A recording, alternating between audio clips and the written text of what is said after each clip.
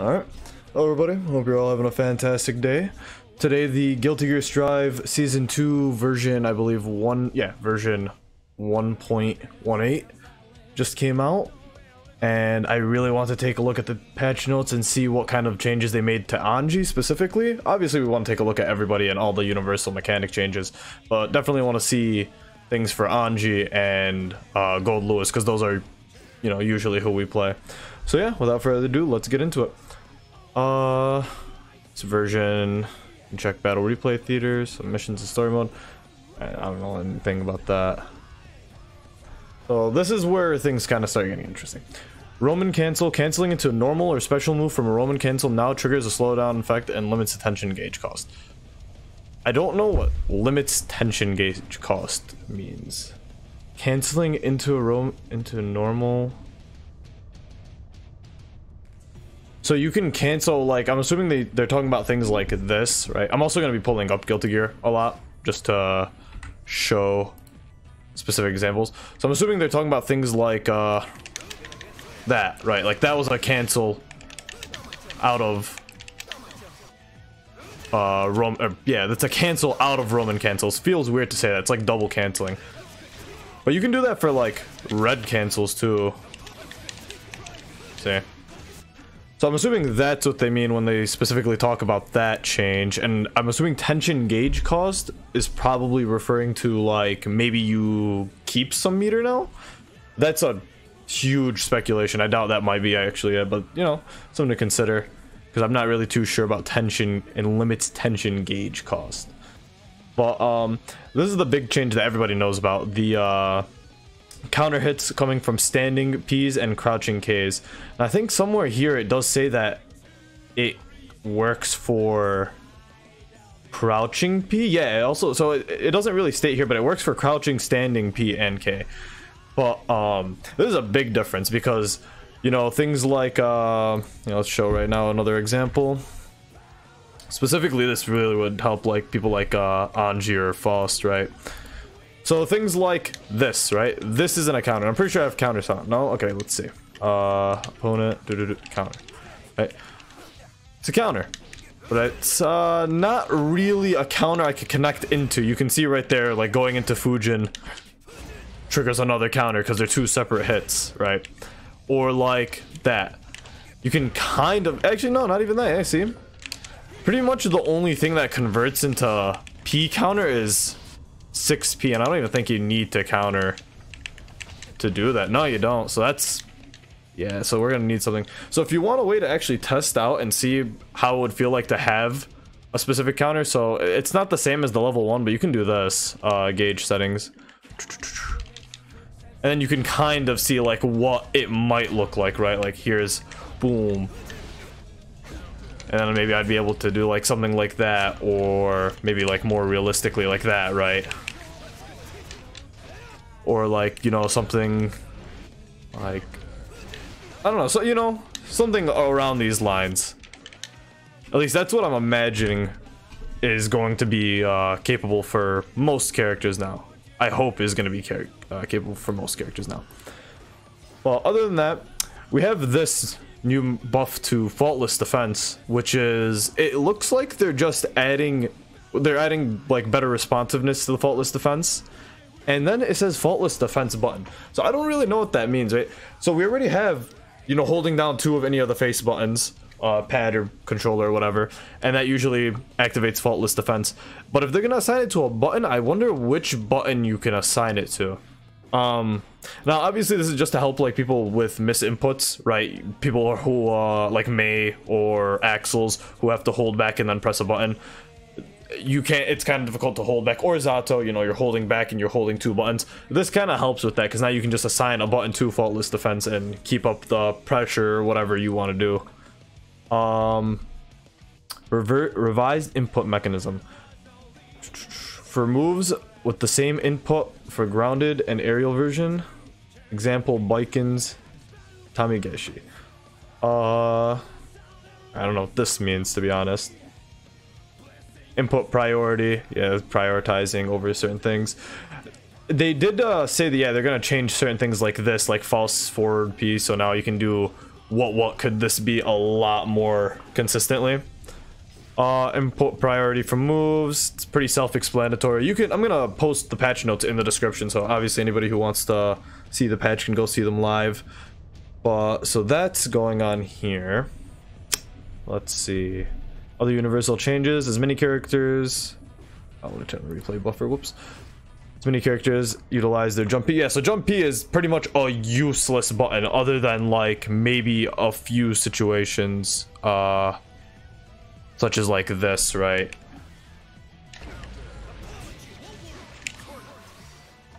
Oh wait, well, that was terrible.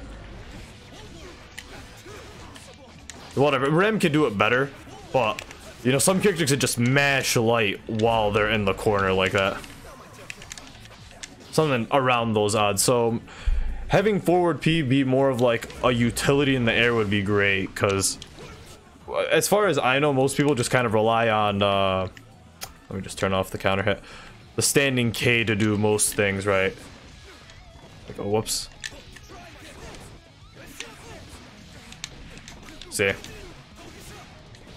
but it would be cool if you could use, you know, punch for that, but as of right now I don't think you can. It kind of, but it does. You could see right there, it doesn't really work nearly as well. So back to window.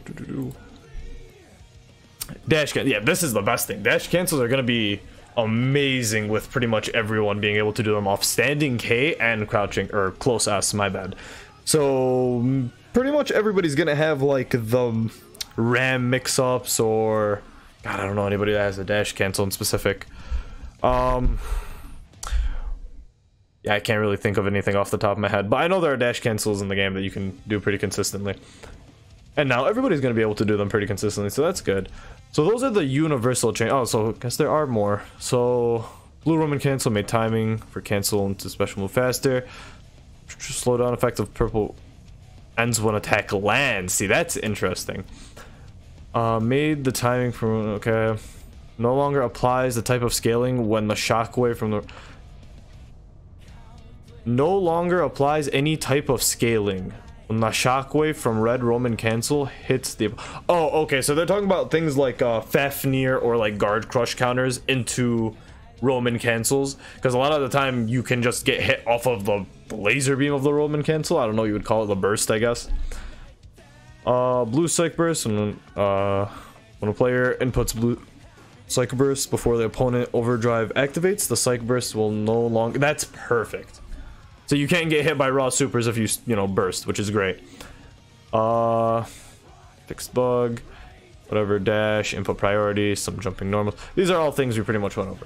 Now are the big things. So we're gonna start with our main man. I'm gonna read from the top. Fujin is Fujin, the crux of Anji's offense, and its follow-ups have improved utility. All right. The decrease in recovery of Fujin makes it harder to punish on block. It's now easier to maintain the offensive after the opponent blocks Shin, Ishishiki, and Rin's. Is it and Rin's? I'm just gonna say Rin. And Rin's decreased startup makes it a better mix-up tool. As the movement speed of Shih Tzu decelerates near the corner, it functions better as an Okezeme tool. So we're gonna go over these one by one, and I'll be able to explain these a little bit simpler. So these I don't think we really need to, you know, explain. Crouching K has a pretty hard knockback. It's pretty much inconsistent anywhere unless you're right up against them. I could show an example for that, right? So do like this. I hope I don't have counter on, do I? Cool. So usually this is like the optimal thing, right? But it's pretty inconsistent, like, to get anything else off of that. Especially since the knockback is really weird. Oh, I'm talking about Crouchgate. Whoops. So this is Crouchgate. It's not really apparent, but for corner mix-up, and with Anji, you know, corner mix-up is super space dependent, right? You can't even do that without having a proper setup.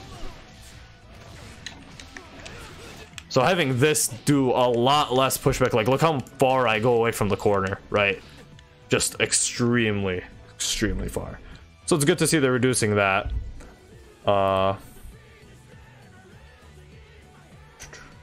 Put my camera down here as well for that, just to make it a little easier. Close stand, reduced recovery, that's good. Far stand, oh, and I also have this page open so we can take a look. So reduce attack startup and reduce frontal hitbox for far standing slash, right? Let's see, far standing slash. This move right here, the worst poke tool, I think, or at least one of the worst poke tools in the whole game. Because this pretty much was the hit, but like, look at that. It's pretty obnoxious, right? It's nice to know that they're gonna disjoint it, so this might be coming out forward a little bit more, or they might be reducing his hurt box. Let me see, to be specific. Yeah, reducing his frontal hurt box, so this is gonna be reduced a little bit. So the tip of the fan will actually be considered a non-hurt box. So that's pretty good. We need a little bit more disjointed moves for Anji, so his poke game's a lot better. Crouching S, reduce startup, reduce frontal hitbox, and no longer in counter hit state after the active frame ends. So let's go look at crouching S. It's crouching S, right? Okay, cool. It's right here. You can also take a look at its hitboxes. No longer in counter hit state after the active frames end. I don't really understand what that means, I'll be completely straight up. But reduce the attack startup, perfect, and reduce frontal hitbox. So I'm assuming they're talking about this, right? Because his back hitbox doesn't even exist. It really barely can hit from the back. So even this might be slightly disjointed, so it'll be very similar to like this move, his normal far slash. Standing heavy slash. Opponent now forced into crouch state on grounded hit. So said standing heavy slash, right? Yep. Cool, cool. So that would be this, right? So apparently this is gonna force them into a crouch state, which is very interesting if that's actually how it works. Ungrounded hit counter. Okay, so that's interesting. So that's not really that big. Jumping P now launches opponent higher. Decreased horizontal. See, that's what I was talking about earlier. Launches higher, launches higher. If you're wondering what applications those are gonna have, I can show you right here. Boop, boop. So perfect example, right? This is pretty inconsistent.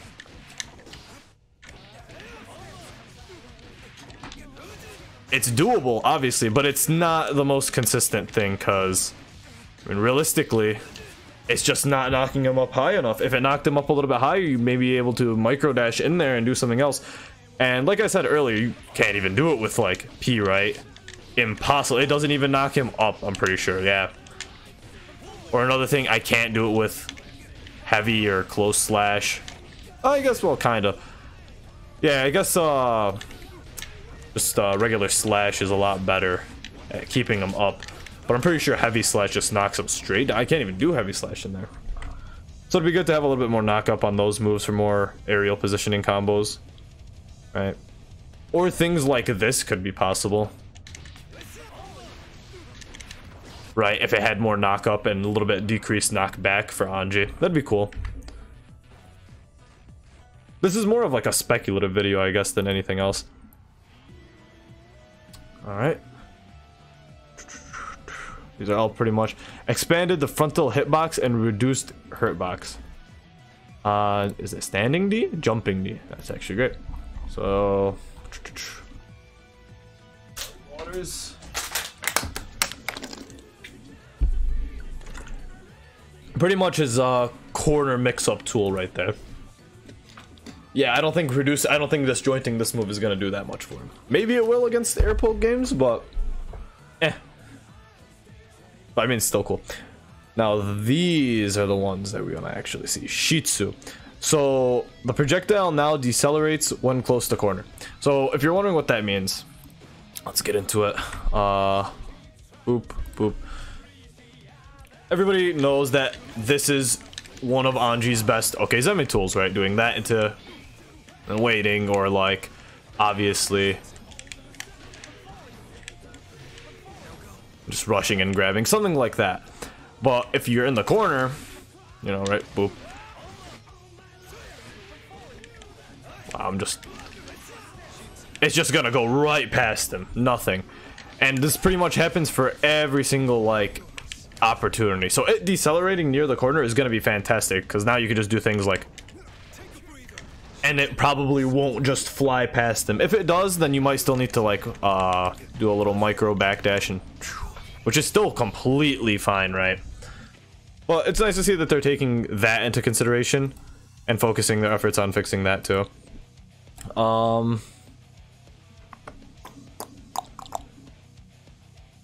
Next up, we have Fujin, reduced recovery. So that goes pretty much like back to what they're saying here. So Fujin has always been punishable. That's why it's not good to just do Fujin into nothing. You're not really mixing up anybody. You're kind of just screwing yourself out of a situation where you can, you know, do something, at least an overhead, a jump, you know, like the Ishishikis, anything like that. So it's not really that beneficial. But I mean, having reduced recovery might make it to where, depending on how much they reduce the recovery, because they don't give an exact number here. If they reduce the recovery by enough, then we could see Fujin into maybe just Fujin mix. Like, could just be it. Fujin to Fujin to Fujin into, ooh, low. That would be cool. We have to see. Now, this is the one that scares me, right? I think this is a nerf and a patch. And I can explain why. So, increased attack level, right? That's pretty good. The no longer launches opponents on a grounded hit. So how can we? So let's show. All right, we need to show an example of that. So, you know, normally you could just charge or just do Fujin, right? Nothing happens. Now, if you charge it, they jump in the air. Now, in neutral, pretty much anywhere on neutral, even like here, right? Like as an example, you can't really get much other than the Rin, right? It's not really gonna allow you to like, you can't really jump up there fast enough usually.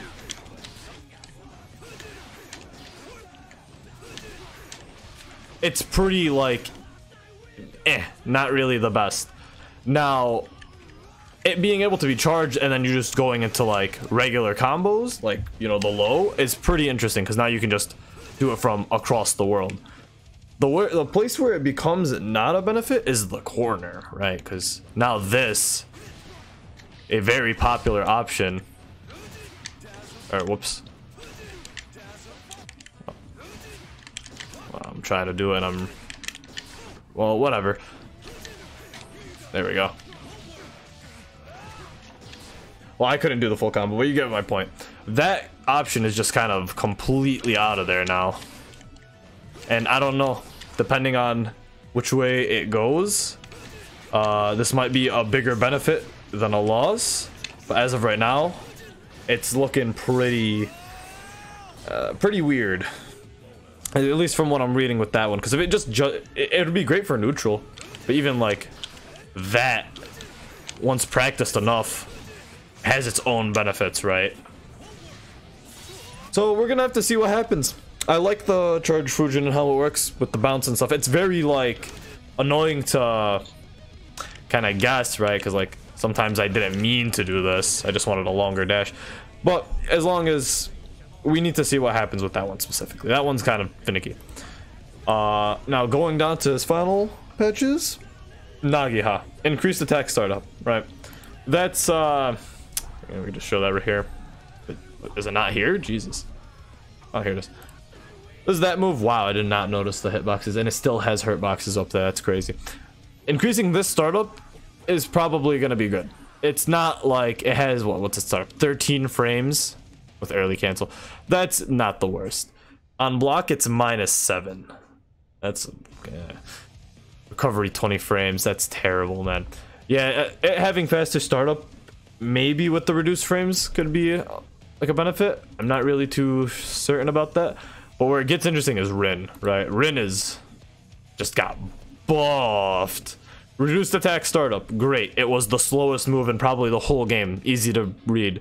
Reduced recovery, great. I want people to have to attack me right away after they block it. They shouldn't have like 10. How much is the recovery on it? So it's -15 on block.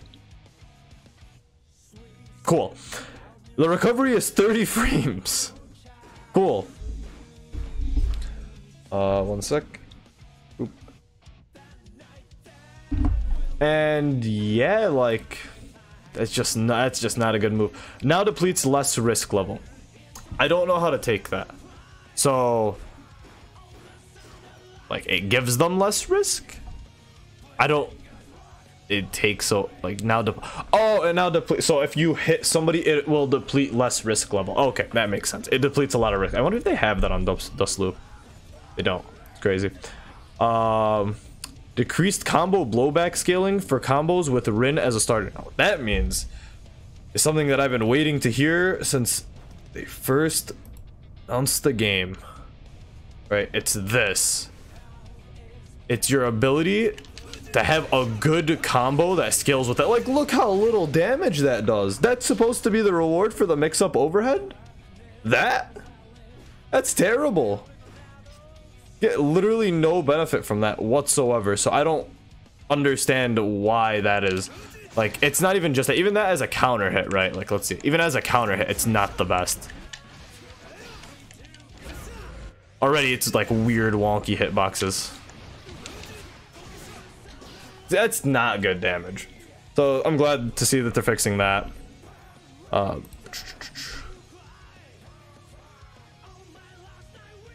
Next up, we got causes less wall break value. That's good. Wall break should be a little bit harder so you can get more damage out, which you easily can in the corner with Anji. Hold up 1 second. Just pulling up something on the computer.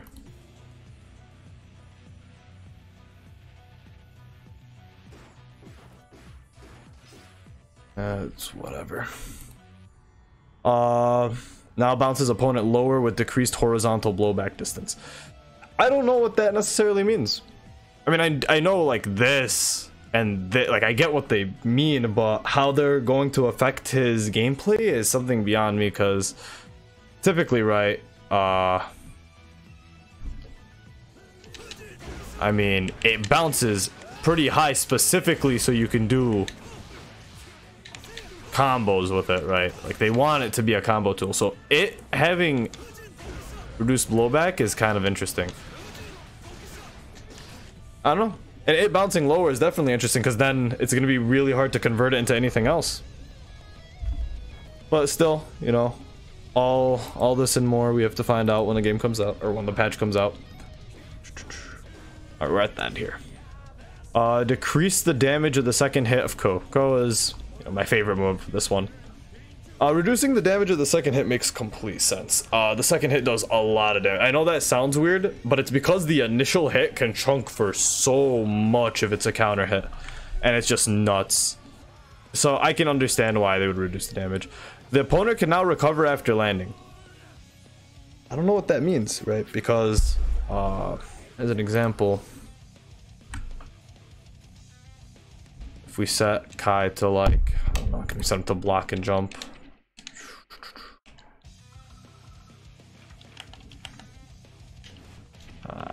Button settings.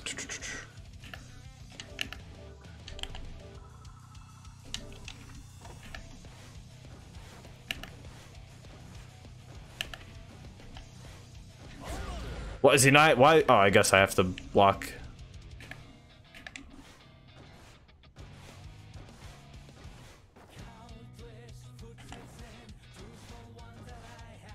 He's just not doing it. All right. There we go. So, what does it mean when it says he can recover unblocked, right? So he's there. When does he get to recover?